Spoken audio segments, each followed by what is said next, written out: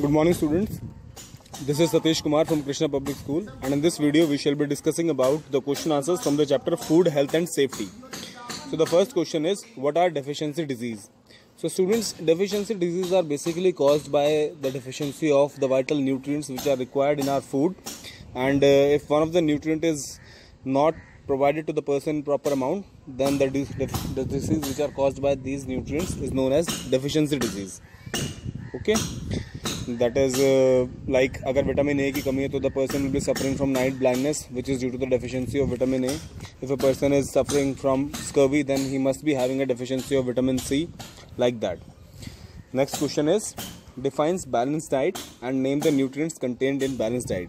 आपको बताना है कि balanced diet क्या होती है और कौन कौन से nutrients होते हैं हमारे balanced diet के अंदर.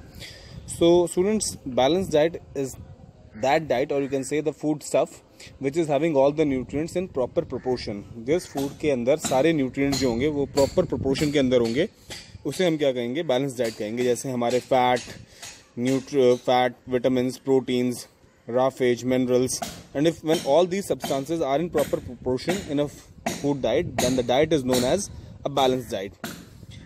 Now we'll be having question number 3rd. What is the importance of roughage?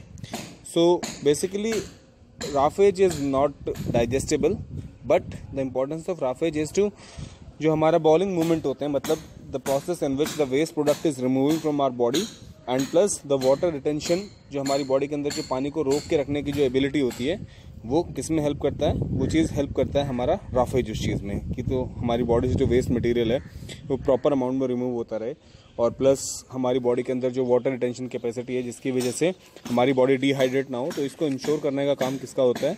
roughage का होता है. Okay, then will be having question number 4th. Why should vegetables be washed before they are cut? तो vegetables को wash करना क्यों ज़रूरी होता है before their cutting? So students, as you know that सारी वेजिटेबल्स जो होती हैं वो फार्म्स के अंदर ग्रो होती हैं, और उन फार्म्स के अंदर उनको जो कीड़े होते हैं, पेस्ट जो होते हैं, उनसे बचाने के लिए, और जो दूसरे अनवांटेड प्लांट्स जो होते हैं उनसे बचाने के लिए इनके ऊपर केमिकल्स का स्प्रे होता है, दैट इज़ पेस्टिसाइड्स और वीडिसाइड्स. तो वो जो केमिकल्स होते हैं उनकी एक लेयर हमारे फ्रूट्स और वेजिटेबल्स के ऊपर बनी रह जाती है.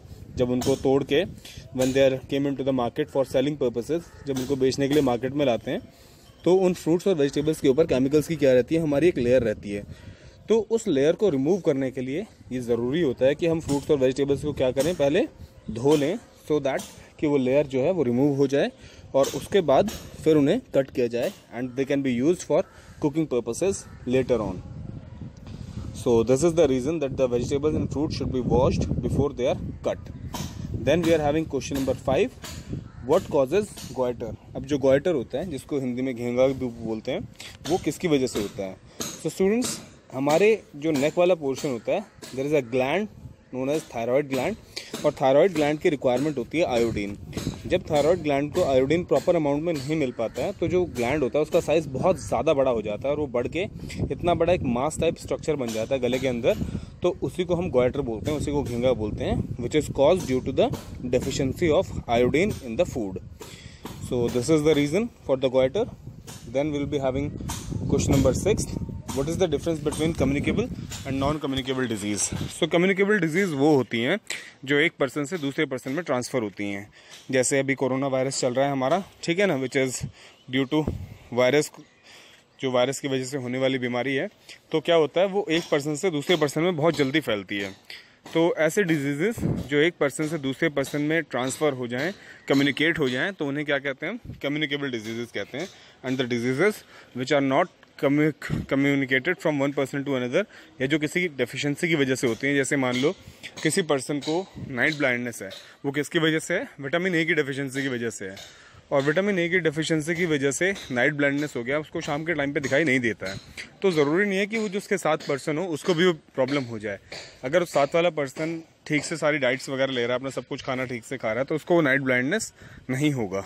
सो वो कम्युनिकेबल डिजीज़ नहीं है. या किसी को स्कर्वी है, तो वो किसी उसके साथ वाले पर्सन को नहीं होगी, क्योंकि स्कर्वी किसकी वजह से होता है, स्कर्वी होती है जब विटामिन सी की डेफिशिएंसी हो जाती है हमारे फूड के अंदर. तो इसी तरह वो भी क्या है, एक पर्सन से दूसरे पर्सन को नहीं होती है. It is so therefore it is also a non communicable disease.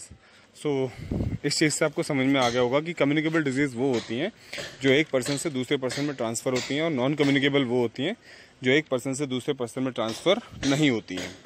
Okay, then will be having question number 7, how will you avoid spreading diseases. Diseases हमारी स्प्रेड ना हो उसके लिए हम क्या कर सकते हैं। तो students, by acquiring good hygienic habits we can allow to prevent this spread of diseases.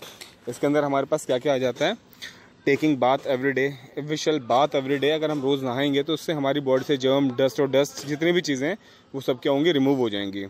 And washing hands before and after meal, खाना खाने से पहले हमेशा हमें हैंड वॉश करना चाहिए, जिसकी वजह से जो बैक्टीरियाज और जो जितना भी जर्म्स वगैरह जो रहते हैं वो हमारे खाने के साथ हमारे अंदर ना जाएं, जिसकी वजह से कोई इन्फेक्शन या आगे प्रॉब्लम ना हो। Then brushing teeth properly with toothbrush and paste, हमें क्या करना है, रेगुलरली अपने टीथ को ब्रश करना है before sleeping and in the morning, so that कि हमारे माउथ के अंदर सड़न ना हो, कोई प्रॉब्लम ना आए। ठीक है, हमारे जो टीथ्स हैं वो जल्दी ना झड़ें। Okay, and changing sweaty clothes after coming back from school और प्ले, जब भी हम खेल के आते हैं तो हमारे जो क्लोथ्स होते हैं वो काफ़ी डर्टी हो जाते हैं, उनके अंदर पसीना जमा हो जाता है, तो हमें वो क्लोथ्स को आते ही क्या करना चाहिए, चेंज करना चाहिए, सो दैट कि अगर उस क्लोथ्स के साथ हम कहीं पर भी बहुत टाइम तक रहेंगे तो वो जो जर्म्स वगैरह जो कुछ भी उसके अंदर स्टिक हुए हैं ड्यू टू स्वेट, जो हमारा पसीना है, वो हमारी बॉडी को हार्म कर सकते हैं। Then will be having washing our hands after going to the toilet with soap, जब भी हम टॉयलेट को यूज़ करते हैं तो हमें अपने हैंड्स को हमेशा अच्छे से वॉश करना है with the help of soap, ताकि जितना भी कोई गंदगी हमारे हाथ पे है या वैसे जितने भी जर्म्स वगैरह हैं वो सब क्या हो जाएं, क्लियर हो जाएं। कीपिंग आवर सराउंडिंग्स क्लीन, जहाँ पर भी हम रहते हैं, वेदर इट इज़ होम और एट आवर स्कूल, और या वो बेंच जिस पे हम बैठते हैं, हमें उस सराउंडिंग को क्या रखना है, क्लीन रखना है, क्योंकि जितनी सराउंडिंग्स हमारी क्लीन रहेंगी उतना ही उनके आसपास जितने भी बैक्टीरियाज और ये जो हमारी बीमारियां फैलाने वाले वेक्टर्स होते हैं ये वहाँ पे कम सर्वाइव कर पाते हैं। Then regular exercise and rest are also very important. Disease हमारी स्प्रेड ना हो इसलिए हमें क्या करना चाहिए, रेगुलरली एक्सरसाइज करनी चाहिए और रेस्ट लेना चाहिए प्रॉपर, ताकि हमारी बॉडी क्या रहे, फिट रहे। देन वेयरिंग क्लीन क्लोथ्स, और हमें साफ़ सुथरे कपड़े पहनने चाहिए जिससे हमारी बीमारियां ना फैलें। Okay, then will be having question number 8, what is first aid and why it is important, what is its importance. तो फर्स्ट एड क्या होता है students, first aid is that treatment which is provided instantly to a person who has in a emergency situation. अगर मान लो कोई accident होता है और किसी की बॉडी से बहुत ज़्यादा ब्लड लॉस हो जाता है, तो उस सिचुएशन में उसकी जान बचाने के लिए उसको जो ट्रीटमेंट दिया जाएगा सो दैट कि उसकी बॉडी से जो ब्लड रिमूव हो रहा है वो रुक जाए, तो उसे हम बोलते हैं first aid, so that the person can be saved by losing his life, उसकी जान ना जाए, उस चीज़ से उसे बचाने के लिए जो हम ट्रीटमेंट देंगे उसे फर्स्ट एड कहा जाता है। और इसकी इंपॉर्टेंस क्या है, जो मैं आपको पहले बता चुका हूँ कि इमरजेंसी सिचुएशन में जब आदमी होता है, जब कोई एक्सीडेंट हो जाता है या कोई ऐसी सिचुएशन हो जाती है या कोई ड्राउनिंग सिचुएशन हो जाती है, जब कोई डूब रहा होता है, तो इंस्टेंटली उसकी जान जा सकती है अगर उसको फर्स्ट एड प्रोवाइड ना किया जाए। तो फर्स्ट एड प्रोवाइड इसलिए किया जाता है ताकि किसी इंसान की जान को बचाया जा सके। Okay, then next question we are having, how can we prevent road accidents. हम रोड एक्सीडेंट्स को कैसे प्रिवेंट कर सकते हैं। तो road accidents can be prevented by following all the traffic rules. ठीक है, जितने हमारे ट्रैफिक रूल्स होते हैं, that we should always abide, that we should not move when the red light is there on the traffic signal, कि जब भी traffic signal पे रेड लाइट हो तो हमें मूव नहीं करना है, और या फिर जो ज़ेब्रा क्रॉसिंग से जब लोग पास हो रहे हैं तब हमें व्हीकल को वहाँ से नहीं जाना है, हमें रॉन्ग साइड का भी व्हीकल नहीं चलाना है।